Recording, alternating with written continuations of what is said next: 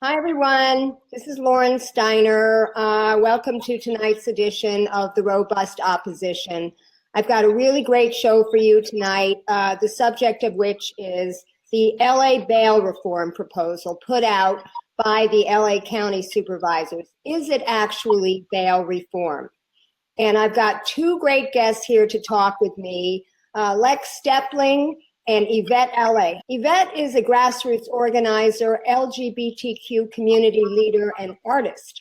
Her experiences growing up in Southern California as an undocumented person and as the child of an incarcerated person have informed her activism throughout her career.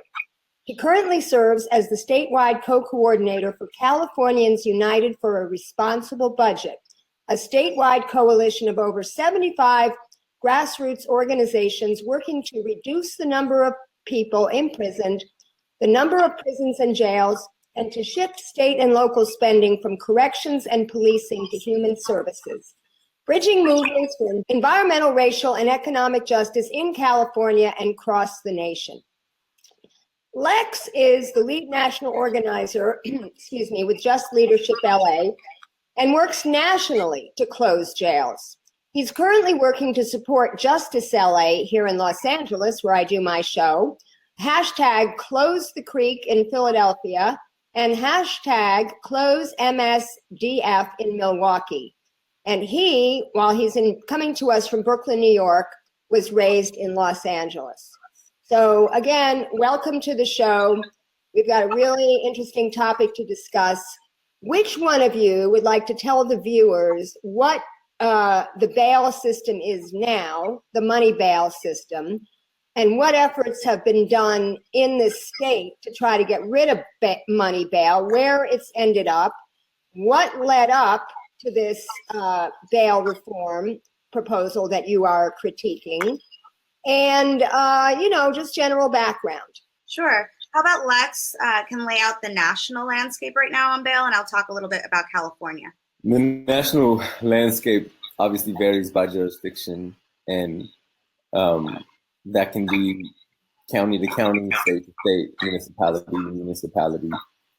One of the things that the struggle to shift away from the cash bail system and from a system of pretrial incarceration period is, I think, illuminating for a lot of people around the country how much local elections matter. Things like district attorneys, things like judges, the people who officiate the mechanisms of who gets to go to jail, who gets to be free, the economic and racial factors that dictate that are all consistent. I'd say that.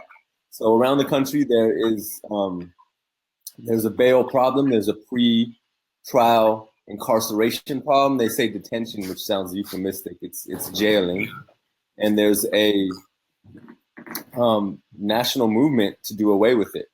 And to not only do away with cash bail, but to do away with a system that incarcerates people pre-trial, people going to jail who haven't been convicted of anything. Yeah, so here in California, we've been making a collective effort to not completely end money bail. So what folks may not know is bail is actually part of the California Constitution. And so in order to remove money bail completely would require a 2/3 vote.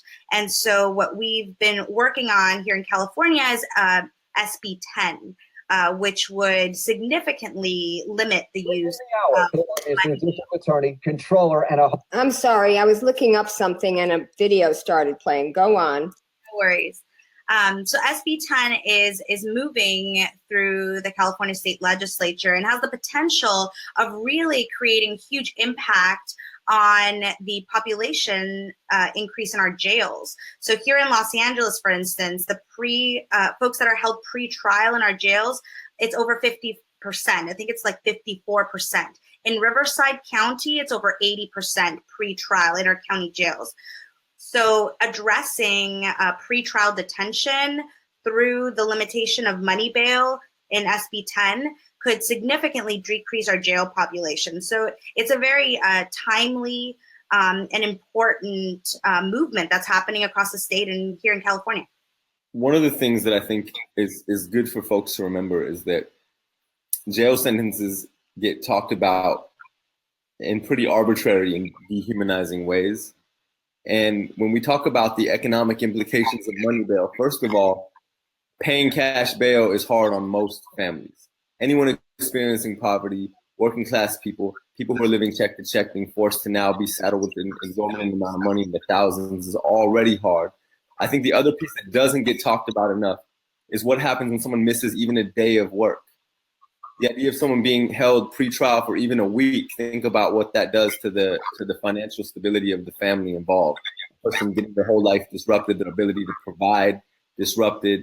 And then depending on what the charges are, the stigma that's attached to those charges that's then often rolled into the amount of bail that's held over them. So it's both the acute experience of the actual amount of cash that somebody or their family and their loved ones has to pay, and often the community has to organize in order to get that person out, on top of the disruption of their life, the stigmatization that they go through, and oftentimes people losing jobs and those financial responsibilities being rolled over onto the families, to the children, the siblings, to the spouses, etc.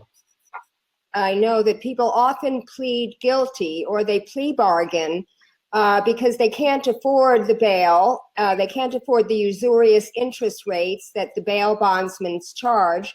So sometimes they will go to jail, they will plead guilty just so that they don't, lose work. Yeah, that's accurate. And most cases actually don't make it in front of a jury. And I would also add that bail, coupled with things like sentence enhancements, really pressure people to take those plea deals and not actually get their day in court. So let's talk about the proposal that LA County developed and get into your report and why you say it is not actual bail reform. There's this notion that something is onerous and horrible as a cash bail system. Remember, we're talking about people who've not been convicted of anything, sitting in jail, owing money because of an assumption or presumption of potential guilt, being finally kind of realized nationally because of really strong and uncompromising grassroots pressure that's elevated this conversation, elevated the stories of people that have been affected, that the kind of really problematic thing that brought up, the reaction that brought up, was people saying, well, so what should we do instead? And instead of something like pre-trial incarceration, there should be nothing. People who've not been convicted of anything going to jail is one of the most illogical and backward and harmful systems that's ever been put in place in any kind of notion of checks and balances. And yet it took us till now to be asking these questions. When I say us, I'm not talking about us sitting here on this. I guess it's a show. And so what came next was people wanting to replace bail, wanting to replace cash bail with something else. And so it still leaves it in the hands of law enforcement, still leaves it in the hands of the courts. And I'm talking about this particular county council report, which recommended the use of algorithmic-based risk assessment, which is a really big mouthful to say, using algorithmic-based technology to determine if somebody is a risk for future dangerousness or a flight risk, somebody who will leave the state or the county or the country while they await trial. And so we're talking about new forms of profiling, new forms of structural racism and structural classism, and new forms of net widening, new forms of keeping more people under the supervision of law enforcement and the courts. So the idea that replacing cash bail, which seems to be consensus that it needs to go, we all seem to agree that it's hugely problematic, has done nothing but harm communities, has not actually done anything for public safety. In fact, I'd say it's made public safety worse, because when you're taking parents and family and loved ones out of the community constantly, you're traumatizing and re-traumatizing and fracturing people's ability to be whole and work through problems. And then you want to replace it with something that keeps profiling people, that keeps people at the arbitrary kind of whims of a new system, an unproven system, and a system that's not transparent. So the information that informs these algorithms isn't even being released to the public. So there's maybe even less checks and balances than the situation we're dealing with now. What it does do is it's an alternative to cash bail, so politicians and lawmakers can say, well, we're doing something else. This LA County Council report not only suggested algorithmic-based risk assessments, but it had its process in advising where and who and how they should implement this system completely excluded the community. So nobody at a community level, none of the service organizations, none of the affected communities and affected families, none of the grassroots organizations, none of the people, none of the neighborhood councils were involved in this process. It was a cadre of foundations, academic institutions, and private companies that advised the implementation, or I should say, the acquisition and later implementation of algorithmic-based risk assessment. So the response in the letter that you read was essentially saying, this is not actual reform. This is a lateral move. This is switching one problematic system out with another problematic system and putting all the families that we're trying to stop from being harmed at risk in a new form. And on top of which, it's this form informed by technology. And although I think there's a current rethinking of the trustworthiness of tech, there is sometimes a subtext that says, well, it's science behind it, so it must get it right. And the accuracy of these systems, A, is not proven, and B, is probably going to be informed by all the same problematic factors that inform the courts and the court systems and law enforcement systems, period, like race, class, neighborhood, and background. So in terms of electronic monitoring, we see it not just an extension of money bail, but an extension of the carceral system, really introducing surveillance into our communities at a higher rate. So the replacement, again, replacing technology or these like pseudo solutions to money bail are really only reinforcing the idea that our communities need to be surveilled. And like Lex said, these are individuals who have not been proven guilty, who are innocent and charged. And so in order to really have true justice, folks cannot be surveilled in their own communities. It affects families. It can limit the movement of these individuals who, again, are innocent. And additionally, the costs of these electronic monitoring systems, or electronic shackles, as I like to call them, gets passed along to the individuals and their families that are being surveilled. And so in that way, in the way that money bail takes away funds from the community and extracts money from folks that have not been convicted of anything, electronic monitoring keeps on in that system. And so we are opposed to including electronic monitoring, surveilling our communities, and the continuous extraction of money. Well, let's talk about what you do propose. And when we had the pre-interview, you used the term restorative pretrial practices. Mm-hmm. Tell us what those practices entail. So part of that are supportive services. So often folks don't show up for their court dates because they don't have a bus ticket, because they don't have employment, they don't have an address to receive mail from the court. This is a huge problem here in Los Angeles when a lot of the population that cycles in and out of our jails is houseless. And so being able to provide housing, using that pretrial period to really meet the needs of the individuals so that they don't recidivate and so they do show up is really important. And we're advocating for a focus on that needs-based approach to pretrial services rather than electronic monitoring, rather than using risk-based assessment tools.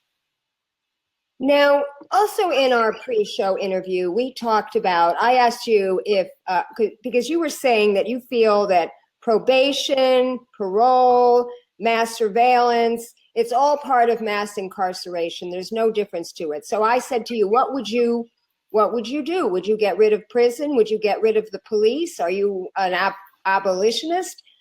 Because there are bad guys out there and they should be dealt with. And so I'd like each of you to discuss what your answer was when I asked you that question. Yeah, I'd be happy to start. I do consider myself an abolitionist, but being an abolitionist can mean different things to different people. And so for me, abolition doesn't mean a lack of accountability. It just means that the system that we currently have is not working. It is targeting the most vulnerable people in our community, and it's not actually holding anyone accountable. When you have a young woman like Centoya Brown being sentenced to life for defending herself against her abuser, and then you have someone like Brock Turner sexually assaulting someone while unconscious and receiving months, that's not a just system. That is not a system of accountability. And so being an abolitionist to me recognizes the systemic harm of incarceration, policing, and recognizes that there are solutions, but those solutions should be housed in community, should be community informed, and should be community led. And right now, that's not the system that we have. One of the things that is consistent, regardless of where you fall on the political spectrum, is that I've yet to have ever spoken to anybody who says that the justice system works. Literally not one person on any side of the aisle, so to speak, has said that this thing works and protects communities and keeps people safe and does not do harm. So when you talk about bad people, I'm gonna push back and say that's an abstraction. People are fluid and can do good and can do bad. And I've yet to meet anybody ever who's not done either. And there are people who perhaps aren't well and who may be a danger to those near them or those in their community. And in order to get to a system that actually protects folks, that actually leads to safety, we have to do away with the current system. So if that means calling me an abolitionist, then that's fine. I think notions or words like that mean different things to different people. And when you asked the question yesterday, you said, are you part of this abolition movement? It would depend on what time of the day you asked me tomorrow, and would depend on who I work with that you ask if they would agree. Because there are people I work very closely with who vehemently say they are not abolitionists because their association with what that word looks like isn't in alignment with how they want to do the work. So that stuff can distract.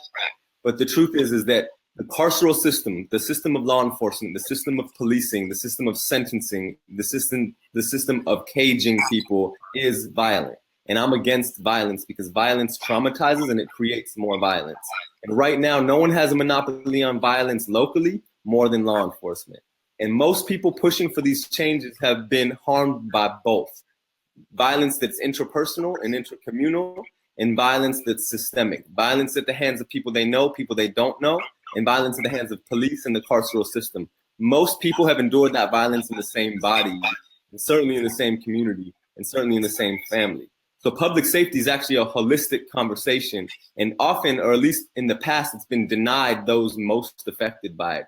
And those most affected by violence are the people who are dealing with it from the state and from the community. And violence happens in all communities, but only certain communities get criminalized for it. So to me, if we're going to talk about bad guys, and I were to switch that word out and say villains, the villain in my narrative is the system of mass incarceration and law enforcement. I do believe that structures should be put in place that advocate for accountability. And accountability in practice is actually a rigorous process and one that we need to be learned and conditioned to do well with each other. And that's talking about pedagogy at a young age. That's talking about conditioning. That's talking about families working together to learn how to deal with harm and violence, including questions about when somebody maybe needs to be removed from the space. To get to those questions, to honestly answer that question that you asked, to get there, we have to do away with this first. Well, first of all, I want to apologize for saying bad people because I know better. And you're right, people aren't bad, but they could do bad things. And some things can be pretty heinous. And then the question is, are those things a one-off or is it, might it be repeated by that person, in which case they should be removed from the community and get the proper treatment they need? Or is the desire for vengeance by the victim, does that have any validity? I mean, should somebody who's lost a relative, for instance, or somebody who was raped get justice? I mean, they might not feel that the rehabilitation of this person is exactly justice. So, you know, this is kind of a philosophical discussion, but I'm just wondering what you think of that. Yeah, I'd like to interject around that piece. As a survivor of violence, abolition actually gives me a framework for healing and for forgiveness, that these punitive forms of quote unquote accountability do not. So for instance, I myself and my family suffered violence from our father.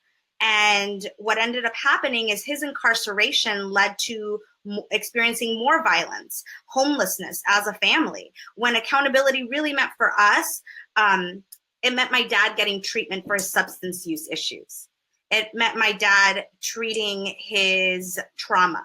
That would have been healing, and that would have been accountability for us. But those systems of community-based accountability were not available to us, especially because we were undocumented. There were very little resources available to us. And so for a lot of women, they experience violence in their homes and by people that they know.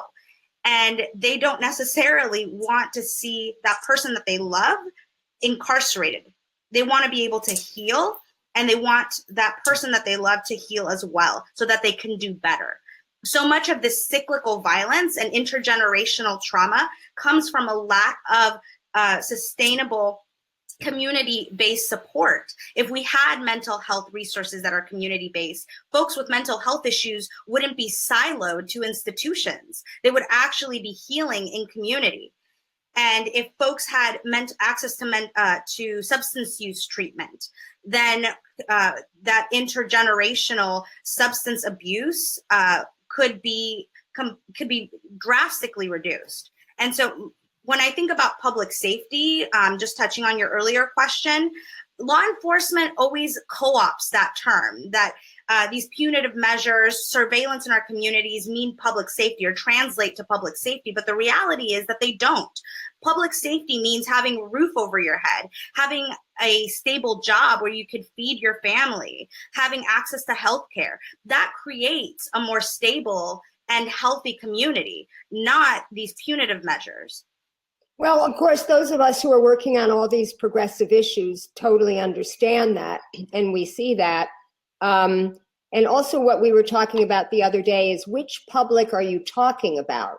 Because in poor communities of color, often the police do not provide a measure of safety. And when the police are called, they can often end up killing someone. There have been more police shootings in Los Angeles than in any other city. And of course, our district attorney, Jackie Lacey, hasn't prosecuted one single a homeless man who was shot in Venice.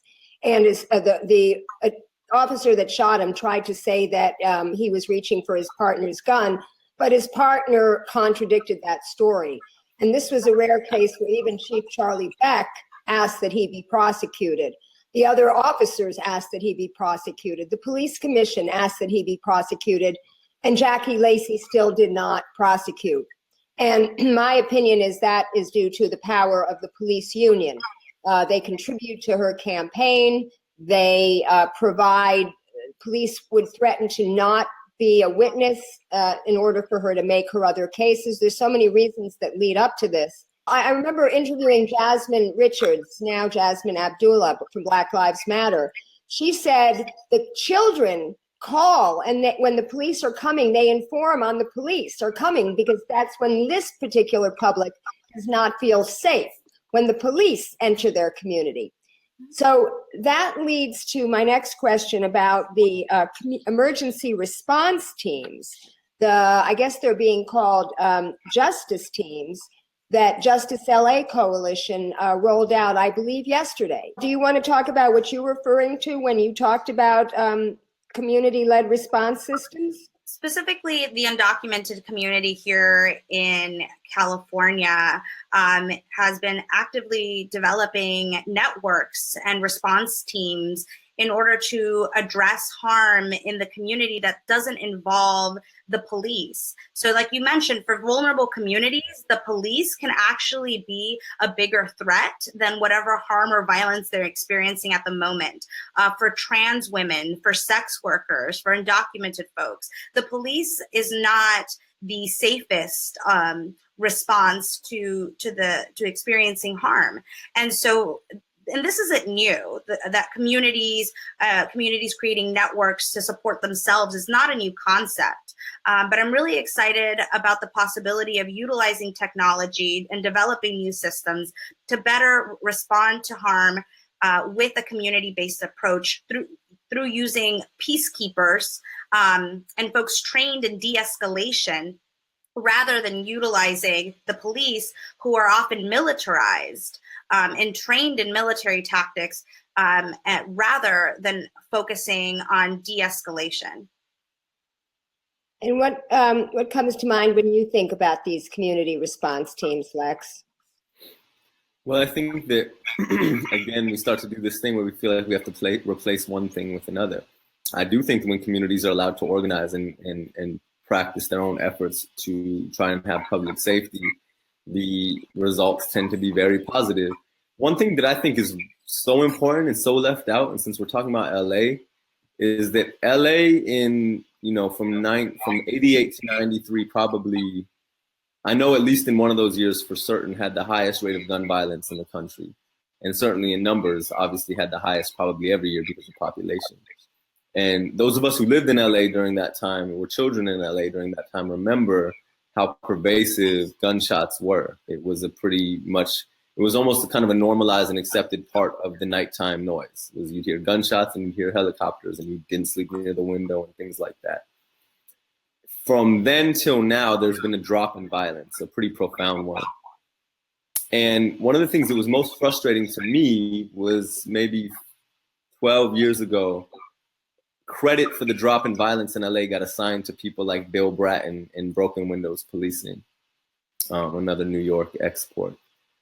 And this is pre-social media, certainly pre-social media to the extent that it exists today. So there was not a democratization of information. People did not get a chance to autonomously report on their own situation.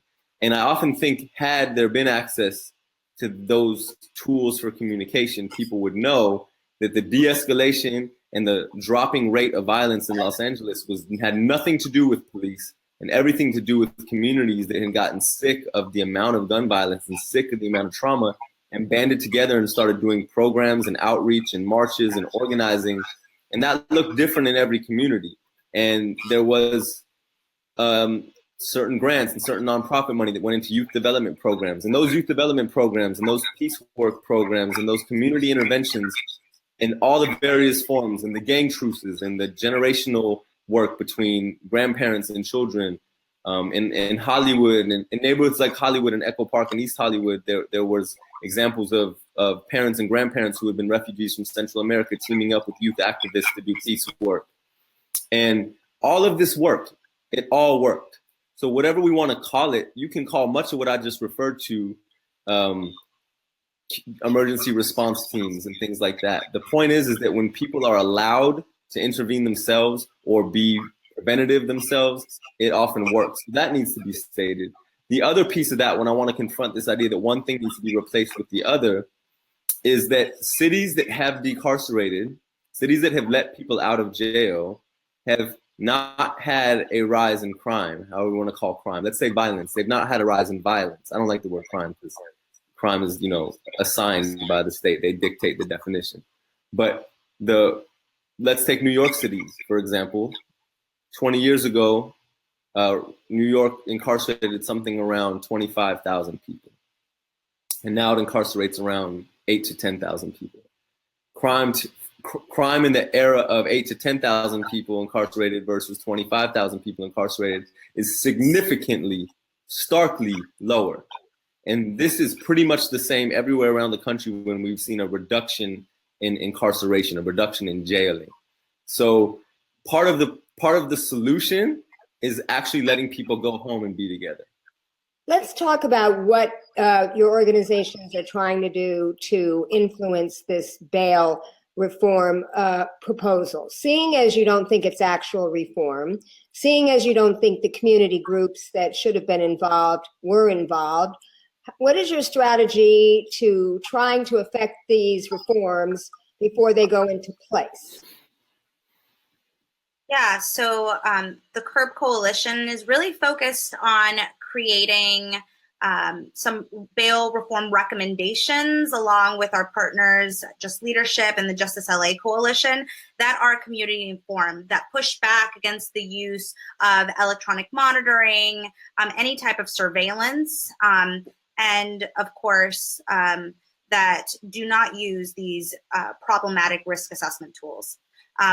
Additionally, we are working to mobilize the community around bail and shed some light on the level of extraction that specific communities are experiencing, particularly in South LA. We've been working with UCLA and their $1 Million Hoods project to release a report that will be coming up very soon that shows where in Los Angeles the money bail is really being extracted from. One of our members, SE Justice Group, has a great report highlighting the extraction from primarily Black and brown women, who are the ones that are paying the majority of this bail. Bail reform for us really is a women's issue. Women are disproportionately affected. Brown and Black women specifically are disproportionately affected. And the community needs to know that. They need to know that there's been generations of extraction that we're trying to undo. And really using this information to empower the community to vocalize what they would like to see here in Los Angeles County. And what about Justice LA in general? I just put up their website. They're also working on a plan to try to get a ballot initiative on the November ballot to basically get, in other words, the county wants to spend $3.5 billion on jail expansion, and they would rather that money go into services. Can you talk a little bit about that? Yeah, sure. So the Reform LA Jails ballot initiative really seeks to increase the power of the civilian oversight group over the sheriffs and demand a report that will focus on a strategic plan for Los Angeles County to reduce the jail population. Right now, the Board of Supervisors are hell-bent on creating these 2 new jails that we will not need once we pass bail reform in the state. Like I mentioned earlier, 54% of folks in LA County jails are there pre-trial. If we create more beds while we're implementing some really great decarceration measures, it will be a waste of billions of dollars of our taxpayer funds. We want to see $3.5 billion invested in those services for our community that will really affect decarceration, reduce recidivism, and empower our communities to be healthier and to be together. And so we see this as a huge waste of funds and really irresponsible on the part of the county to be moving forward with a jail plan without revisiting the conditions that have changed and will change around bail. Well, you know, what is right and what actually happens are always 2 different things. And usually what actually happens is because of who contributes to these politicians.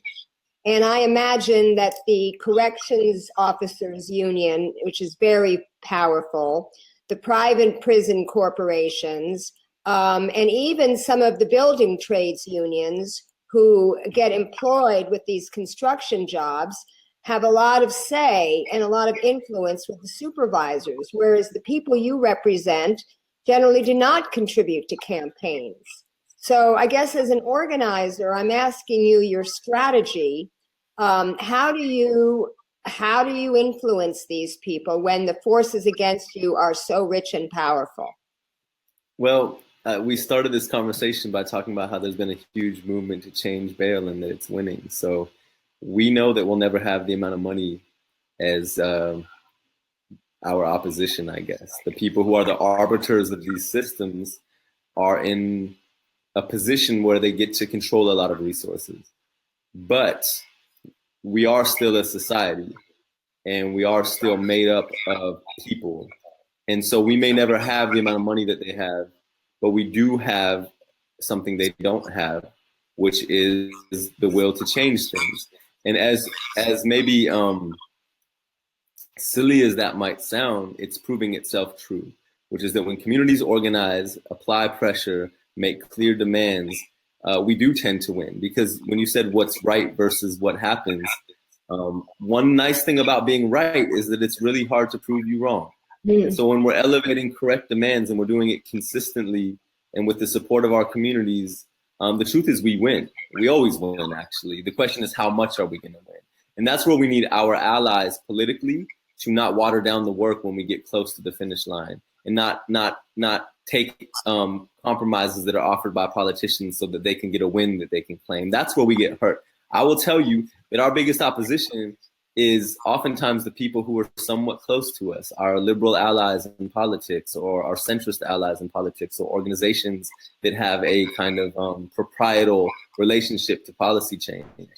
That's who I'm more worried about, because we have an opportunity to go much farther than we have before, because in the era of information dissemination, what's right has become much more clear to people.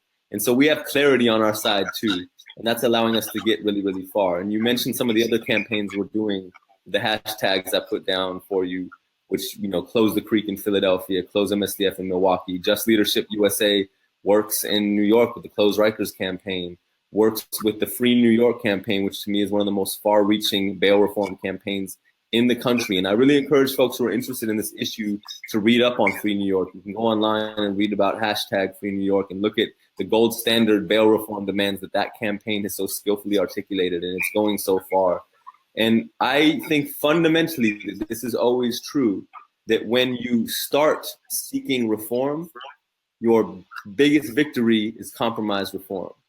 And when you seek a fundamental change in the system, your biggest loss is actual reform. So in that sense, I actually believe that we win quite often, and it's a pretty peaceful mindset. That said, in practice and in life, it's a struggle to get there.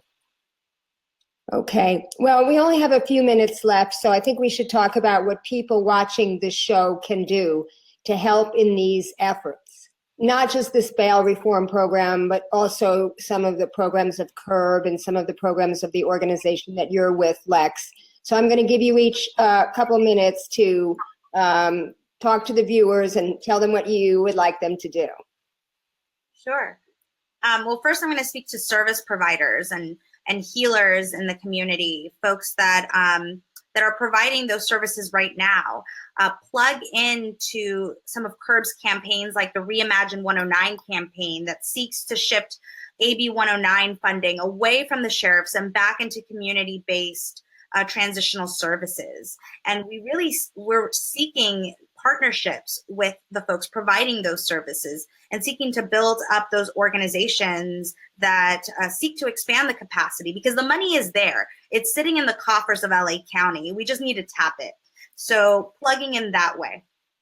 If you are passionate about activism and organizing, you can volunteer with CURB and one of our many grassroots organizations to help mobilize people on the ground. Come out to our actions, to our press conferences, show up at our artivism events and see how we connect art with the movement. If you're an artist, Justice LA has a jail bed art project that has been really powerful in bringing attention to the jail fight here in LA County and inspiring other folks doing jail fight work across the country. So we invite you to participate and support the movement by creating art and sharing that talent that you might already have.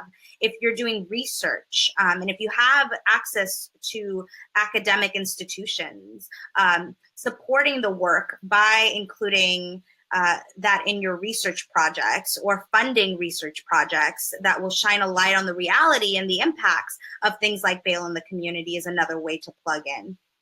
So now it's your soapbox, Lex. Well, Just Leadership USA is a national organization that does both advocacy and leadership development. The original vision was to cut the prison population of the United States in half by 2030. That's a benchmark, but what we really are trying to do is run campaigns that truly decarcerate this country and invest in the leadership development of people who've been affected by the system of mass incarceration. So we have an extensive and deep leadership development program along with our advocacy program. For my part, we're working on, like I said, a campaign in Philadelphia called Close the Creek. The Creek is the colloquial name for the House of Corrections in Philadelphia, which is the oldest jail in the city. It was built when Ulysses S. Grant was president, and the conditions, as one can imagine, are horrific. But this is not a conditions issue. It's always a conditions issue, but it's about the fact that people are denied their freedom. So we're working in Philadelphia to close the House of Correction. The mayor recently pledged to do so, but then the subtext, the fine print was that they're going to keep it open in case of flex space. So that's a cop-out, and that's not acceptable. So we're demanding that they actually close it. We're demanding that they cut their population in half. We're demanding that they end the implementation of electronic monitoring. And again, when you asked about this question about probation and parole and pretrial detention, those are the real feeders of mass incarceration. That's the ellipses of mass incarceration, is these systems that feed it. So as long as there is a pretrial detention system, and as long as there is a post-release supervision system, one of the worst euphemisms is people calling parole and probation community supervision. That's mass surveillance and mass criminalization. In a city like Philadelphia, for example, they have it even worse because their probation system involves a system called detainers, which means that a person, if they violate for missing a phone call with their PO or for showing up late to an appointment or crossing municipal lines without telling somebody or forgetting to pay their $50 restitution fee, anything that arbitrary, that punitive, then they can get put back in jail, and then they have to wait to see a state judge in the Capitol, which can take years. And so the between 50 and 60% of people incarcerated in Philadelphia are incarcerated because of the detainer system. Yeah. We're working in Milwaukee, the Close MSDF campaign that was started by local leaders, formerly incarcerated leaders in Milwaukee, in particular Mark Rice is his name, who came through our leadership development program but was already locally active in Milwaukee. He served 6 months at MSDF, which is Milwaukee Secure Detention Facility, which is a state facility that is fed by revocations, which is a very similar probation system to what I just mentioned in Philadelphia. It's a prison that was built to house people for a week to 2 weeks, and yet people serve months and sometimes more. And there have been multiple deaths in that facility. And Wisconsin is a state that over-incarcerates more than it wants people to know. And it's a state that targets its underserved communities, in particular the Black communities of Milwaukee. So the racial violence of Milwaukee's incarceration is particularly stark. And of course, that's the case all over the country. And so we're working to close MSDF in Milwaukee and disrupt their probation systems, do the same in Philadelphia. And we're assisting the Justice LA campaign to stop this absolutely absurd attempt to spend $3.5 billion to expand the biggest jail on the planet. It's abhorrent. And in a city like LA that has dealt with mass incarceration and militarized police longer than most municipalities, it's something that has such horrible echoes to the past that for us to have a chance to stop that horrible misuse of money and put this reimagine and what civic spending should look like, and think about the incredible impacts of putting resources into communities via the philosophies we all just shared in this conversation is a really exciting vision to be a part of. Great. Well, I want to thank you both for being on the show. You're doing really righteous work. And I hope that I can update my viewers as to the progress of all your campaigns in coming shows, and that you might want to ever come back on again should I ever ask you. All right. Okay. Thank you. Thank you very much right. for being on the Robust Opposition. It was robust. So that was a great show, folks. Didn't have a lot of live viewers watching it, so I'm kind of counting on you guys to share this with your networks, in your Facebook groups. Tweet it out if you have a Twitter handle. And my show on Sunday night is going to be a really good one. I'm going to be interviewing Carrie Gillum, who is the author of Whitewash, the story of a weed killer, cancer, and the corruption of science. And it's about Monsanto, of course. Monsanto makes the weed killer Roundup, the main ingredient of which is glyphosate. And it's been a blockbuster drug for that company. And because it makes them so much money, they've been working with their people that they've got ensconced in the FDA, the USDA, and the EPA to suppress the science that shows that glyphosate is indeed a human carcinogen. And it is in so many products now because in addition to making Roundup, they also make Roundup ready seeds.